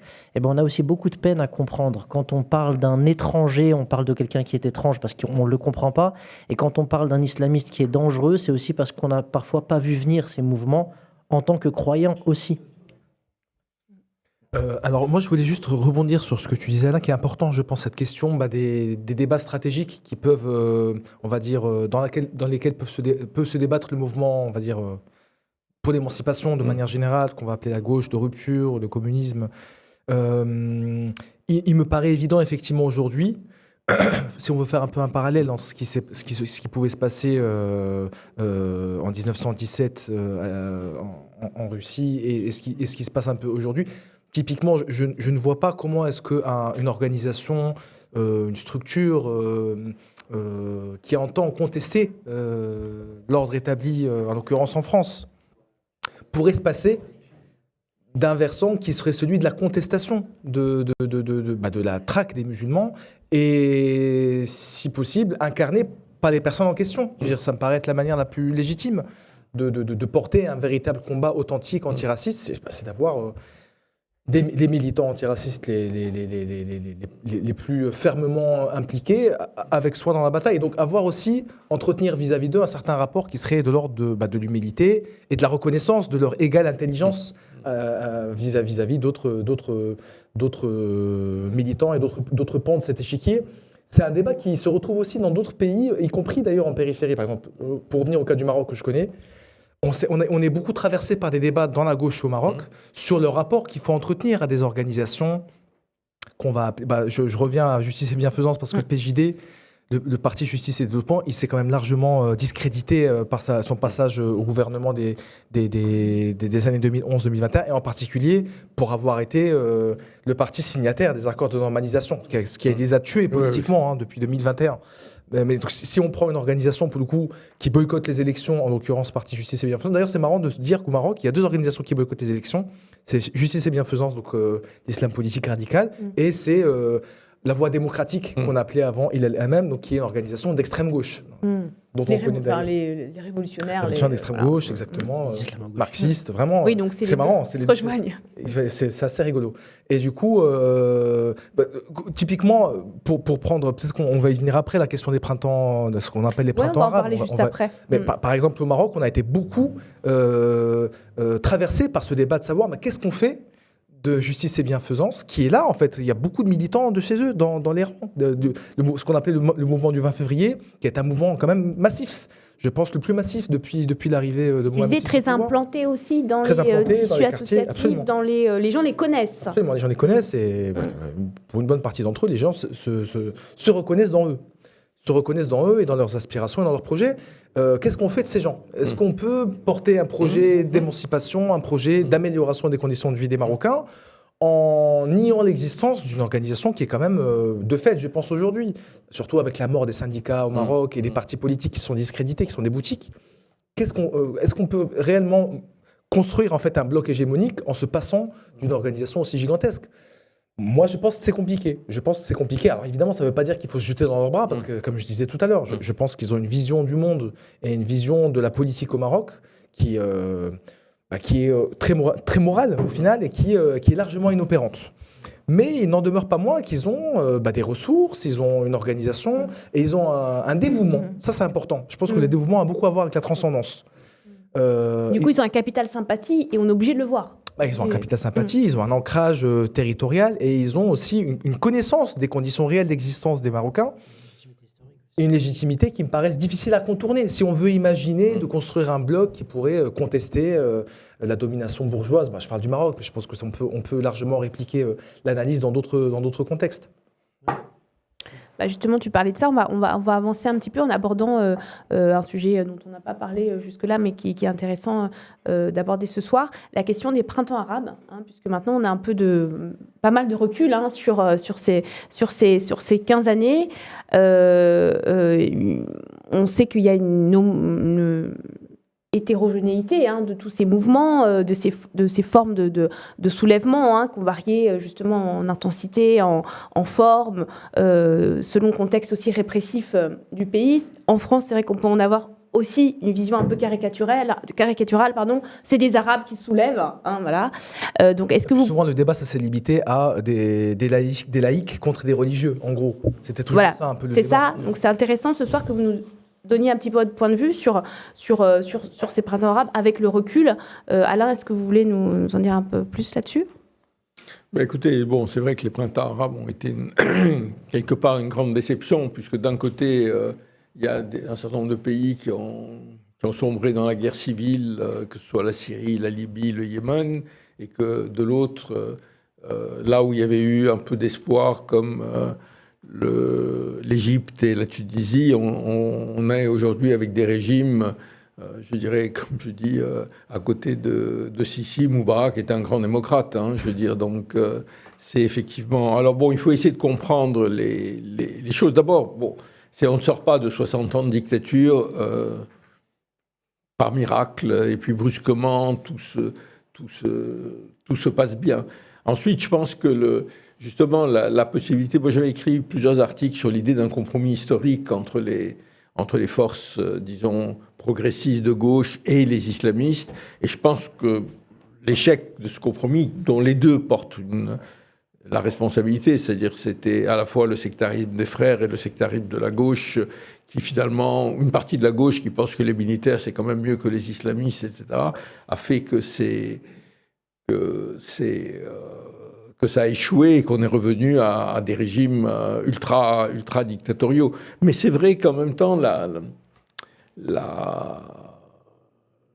transition n'est pas facile à faire, quoi. C'est-à-dire, si on compare à ce qui s'est passé en Europe de l'Est après la chute de l'Union soviétique, où finalement s'est mis en place assez facilement une transition, sans beaucoup de violence, à part le cas roumain. Je veux dire, on n'a rien eu d'équivalent.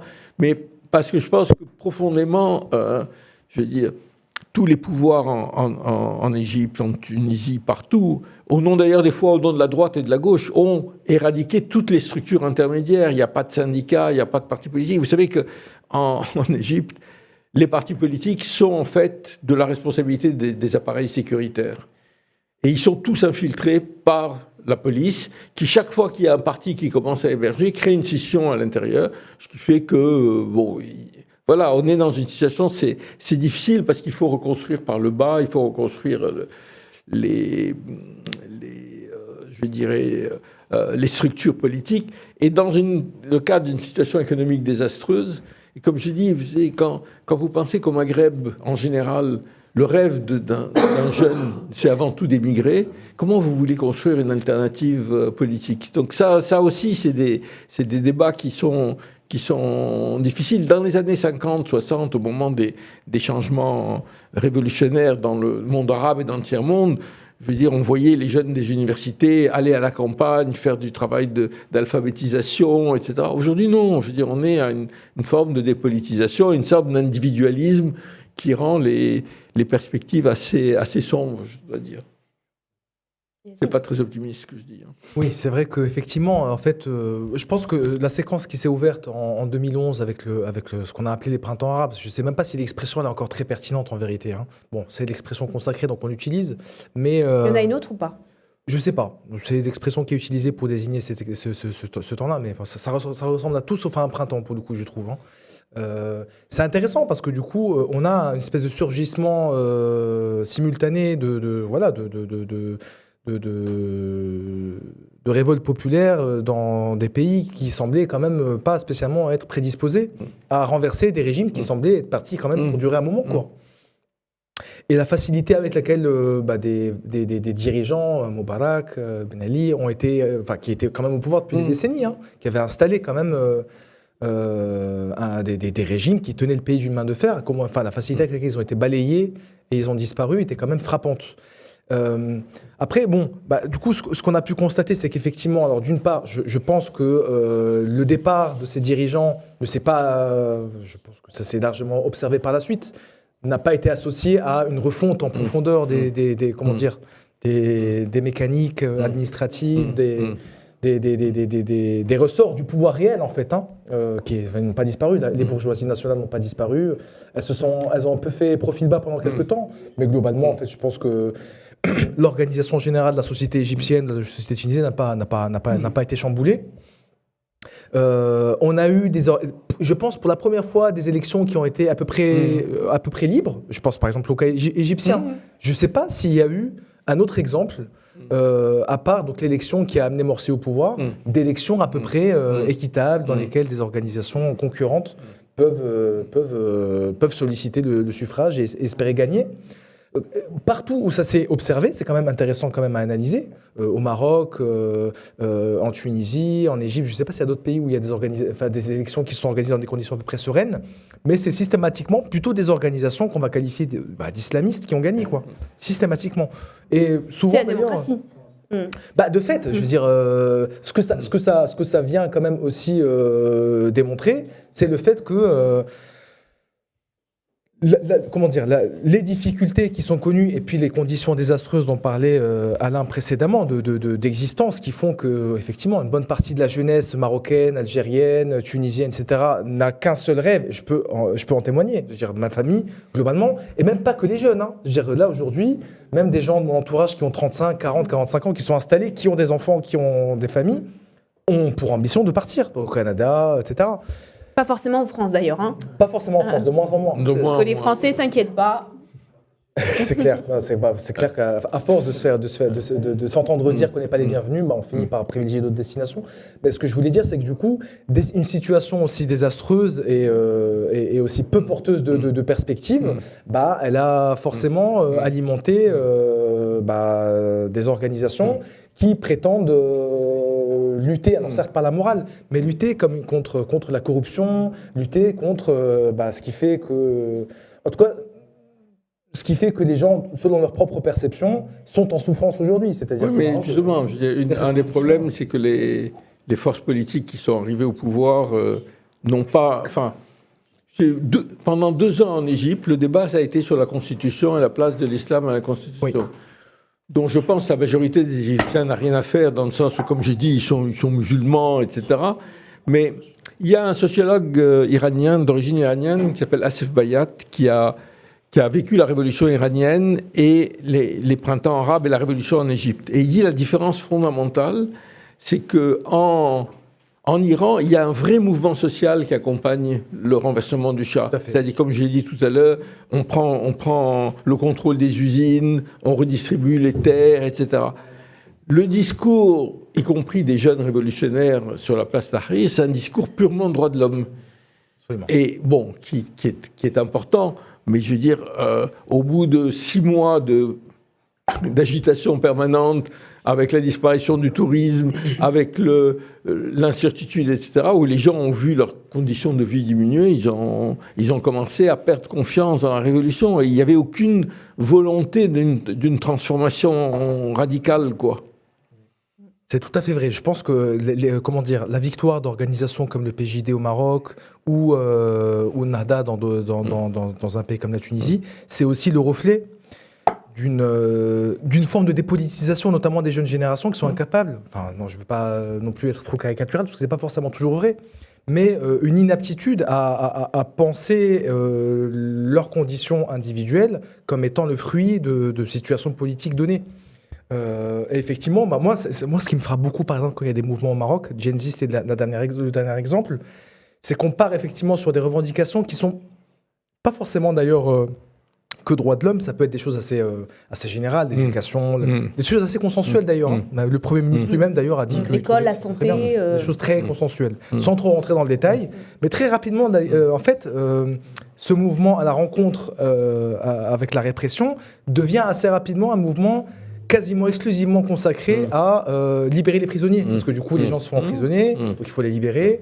Et en fait, donc ça devient un peu une espèce de mouvement réflexif, mouvement réflexif qui est incapable de penser les raisons profondes pour lesquelles, dès qu'on manifeste pour un peu plus on va dire, de justice sociale, on se retrouve effectivement derrière les barreaux avec des peines qui sont extrêmement lourdes, totalement disproportionnées d'ailleurs au regard de ce qui est reproché aux manifestants. Et donc voilà, c'est effectivement ce qui, à mon sens, est constitutif à la fois des raisons du succès d'organisations comme celle-là à des élections ou dans la rue, mais aussi de leur faiblesse derrière, tu vois, à être motrice d'un mouvement. C'est important de dire qu'effectivement en Iran, la révolution de 79, c'est pas que des barbus. C'est aussi, il y a eu des communistes, il y avait les forces, on va dire, les plus progressistes de la société. Il y avait un mouvement social, c'est pas seulement qu'il y avait la gauche, c'est-à-dire il y avait un mouvement syndical, le contrôle des usines, le contrôle de la terre, etc., qui a donné aussi un moment de l'espoir aux gens. Et tout ça a été aussi un des visages de cette révolution. Oui. C'est pas que... Il faut rappeler qu'une des raisons de l'échec, ça a été la guerre déclenchée par l'Irak contre l'Iran, avec l'appui des pays occidentaux, et avec l'idée qu'il fallait, et notamment de la France, c'est-à-dire qu'il fallait empêcher cette révolution de se développer. Et donc, on a envoyé ce qu'on n'avait jamais fait, je crois, la France, des Mirages ou des avions... français on est devenu une partie prenante du combat de l'Irak contre l'Iran, avec l'idée, ce qui est quand même drôle après, avec l'idée que l'Irak était un pays laïque et allié de la France, alors qu'on a vu à quel point c'était une dictature sanguinaire, quoi. Et les Américains ne se sont pas embêtés avec ce genre de considération, ils ont armé les deux camps. Voilà. Ils ont armé les deux camps, et donc le résultat c'est un million de morts. Paradoxalement, un million de morts quand même. Paradoxalement, Israël a armé l'Iran à un moment parce qu'il pensait que le danger principal, c'était l'Irak. Oui. Bien sûr. Sofiane, tu veux dire un mot sur la non, mais je pense que tout a été dit. Après, si tu poses la question à Sabrina de savoir comment est-ce qu'on peut analyser avec beaucoup plus de recul. Bon, déjà, la différence avec le cas iranien, c'est que c'est un cas qui s'est structuré, comme vient de le dire Alain, sur des mois, sur des années, et qui, à un moment donné, le résultat d'une révolution était visible quand on analyse les choses sur les années. Par contre, ce qui s'est passé dans les soulèvements dans le monde arabe, c'est quelque chose de quasiment improvisé. Il y a l'immolation par le feu de Mohamed Bouazizi, et puis d'un coup, la région, les pays qui s'embrasent. Et à un moment donné, alors aujourd'hui, on peut dire que l'islam politique en tant que tel a connu un échec, mais on pourrait aussi se demander comment pourrait-il en être autrement ? Comment pourrait-il en être autrement quand ils arrivent au pouvoir un petit peu du jour au lendemain, avec finalement une opposition qui n'a jamais pu se constituer parce qu'ils ont vécu la répression auparavant, et puis du jour au lendemain, ils atteignent encore une fois le pouvoir, et ils ont pour mot d'ordre, pour nombre d'entre eux, je pense notamment au PJD au Maroc, la lutte contre la corruption. Mais la lutte contre la corruption, c'est pas un programme politique. Et donc, à un moment donné, oui, toute cette réalité, plus le fait que ce sont des pays dans lesquels on a beaucoup asphyxié aussi l'économie, ça ressort comme étant une insatisfaction populaire qui justifie ensuite le fait qu'il soit de nouveau renversé. C'est compliqué de parler de ça, comme on l'a dit tout à l'heure, pour l'Iran, parce qu'on sait que c'est aussi des pays où il y a eu des machines de répression qui sont infernales. Et on sait aussi le poids des Occidentaux, notamment le rôle qu'a joué Barack Obama en Égypte à l'époque, par le soutien qu'il a eu à la politique de Sisi. Mais de nouveau, on n'a pas eu l'exemple d'une opposition constituée. On a eu Quelle était la réaction de Al-Yomari à l'époque des premiers soulèvements en Tunisie? C'est de conseiller sur la taille des matraques. Voilà, c'est-à-dire qu'ils n'ont même pas vu l'étincelle. Ce que ça a prouvé, en tout cas les soulèvements dans le monde arabe, c'est vraiment l'illégitimité des pouvoirs qui sont en place.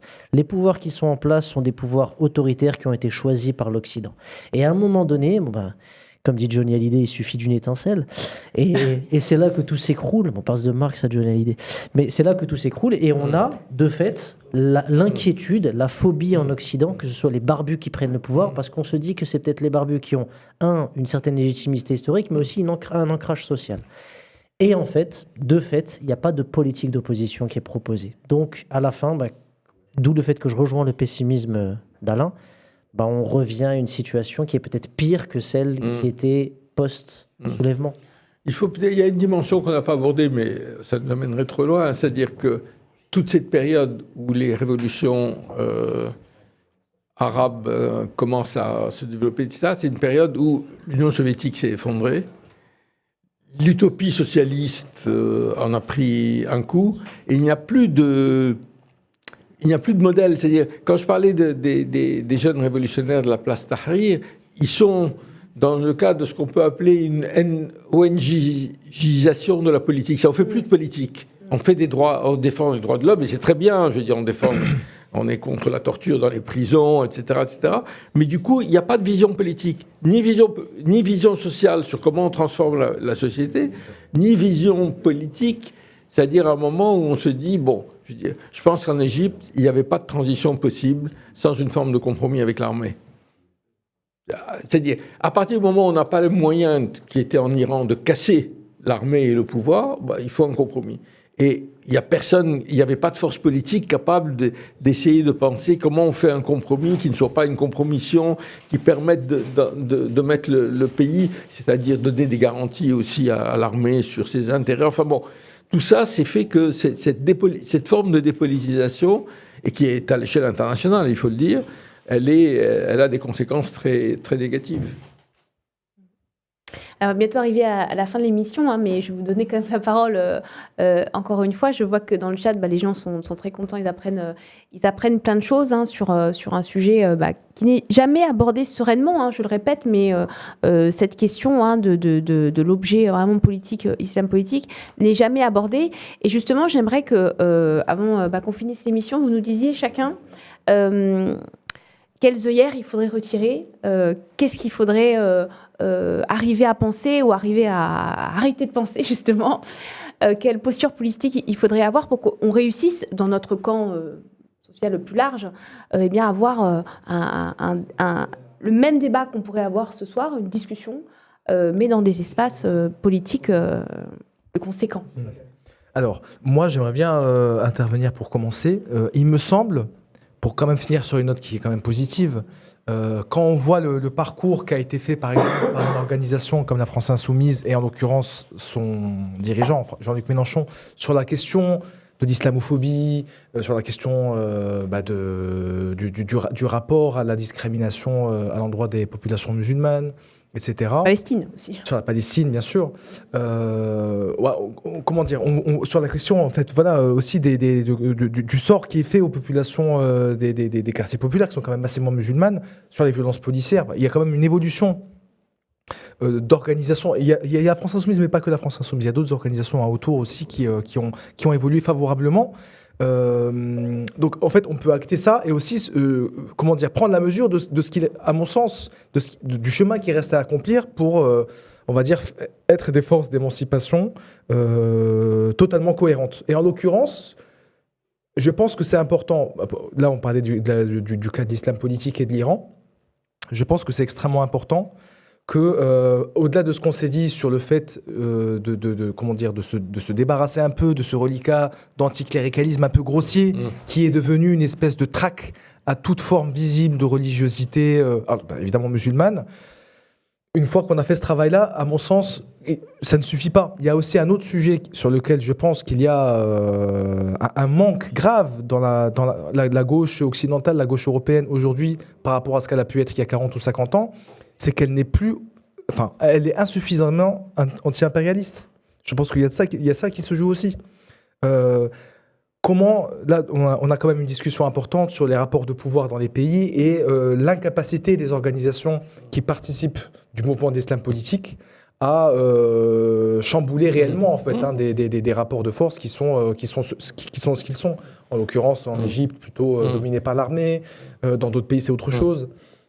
Mais enfin, je veux dire, tout ça, en surplomb de cette situation-là, il y a quand même des contextes. Je veux dire, on a l'habitude au Maroc de dire que, en gros, la politique, elle est faite par le palais et par les marchés financiers. En gros, parce qu'en gros, on est dépendant du sort qui nous est fait par le FMI, par la Banque mondiale, par les partenaires commerciaux que sont l'Union européenne, etc. Parce qu'on est quand même dans des contextes qui sont des contextes de pays périphériques, dominés. Donc c'est comme ça que les choses fonctionnent.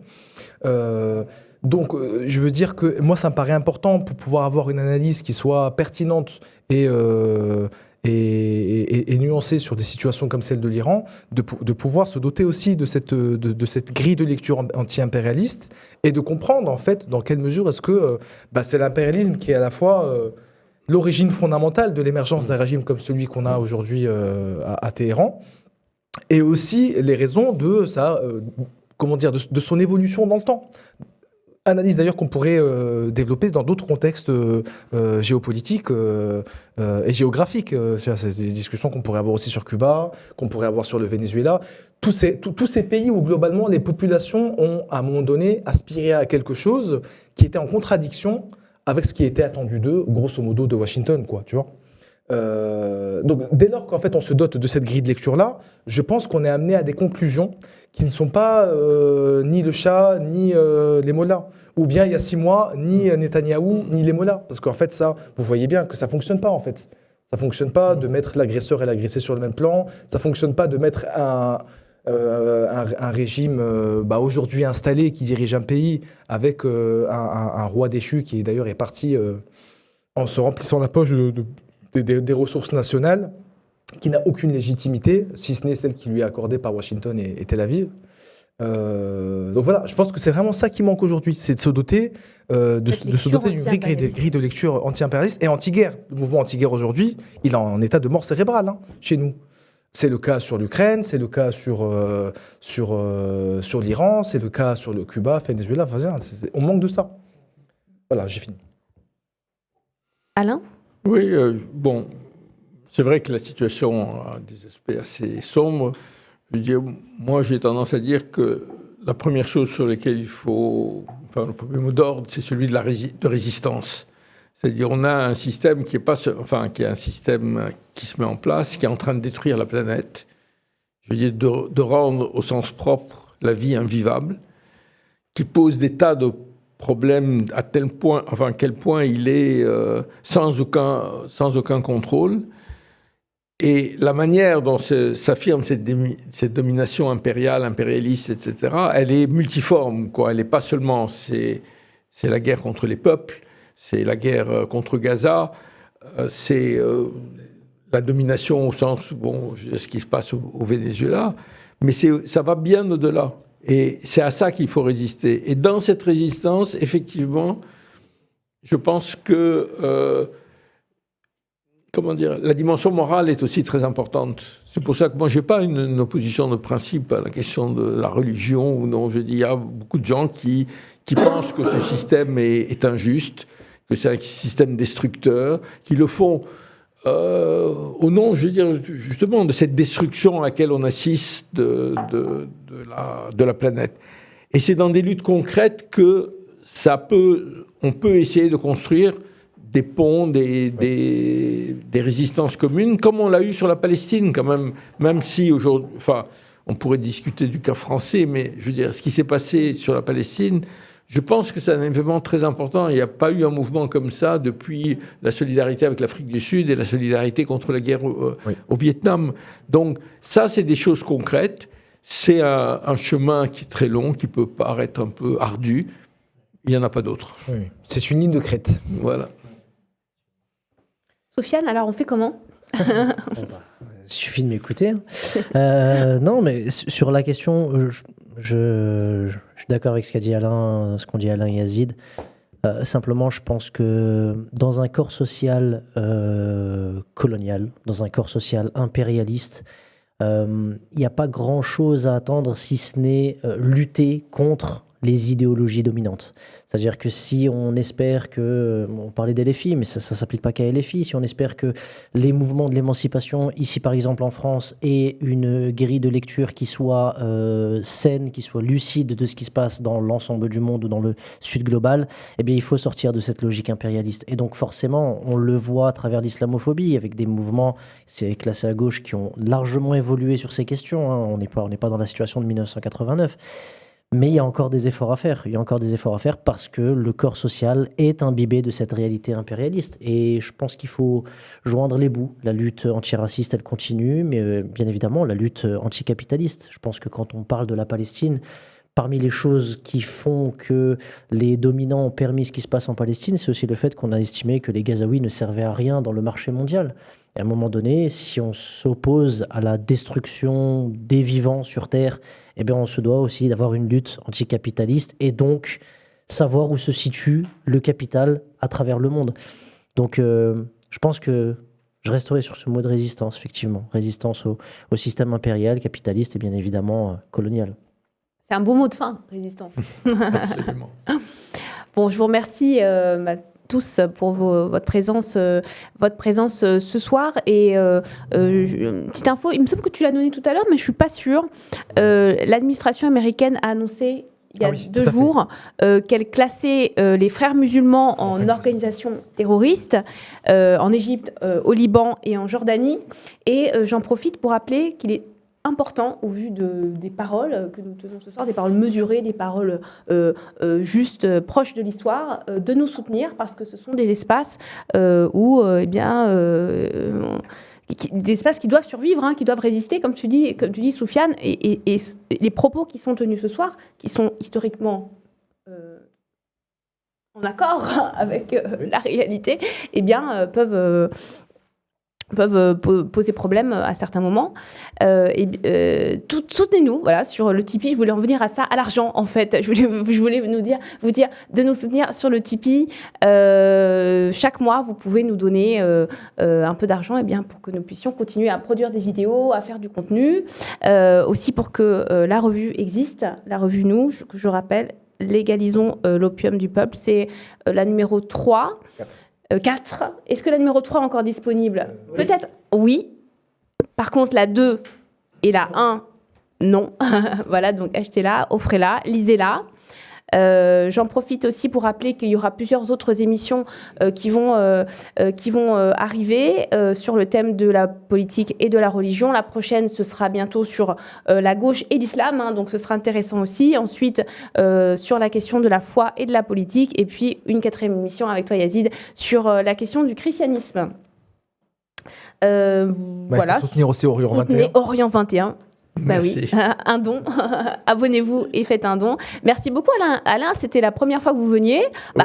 Revenez quand vous voulez. Merci. J'ai envie de dire, malheureusement et heureusement, il y aura encore beaucoup d'occasions, je pense, pour que vous puissiez revenir nous donner vos analyses. Merci à toi aussi, Soufiane. Merci. Tu rentres à Roubaix ? Oui, bientôt. Oui. C'est pas très loin.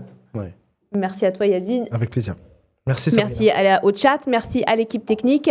Et puis, on vous dit à bientôt. Ceux qui sont en live, restez, puisqu'il y a une émission après sur le cinéma avec Louisa Yousfi. Donc, vous pouvez rester dans 1 heure. Voilà, dans 1 heure. Donc, vous aurez une bonne petite soirée ciné de prévue. Merci à tous. À bientôt. Merci.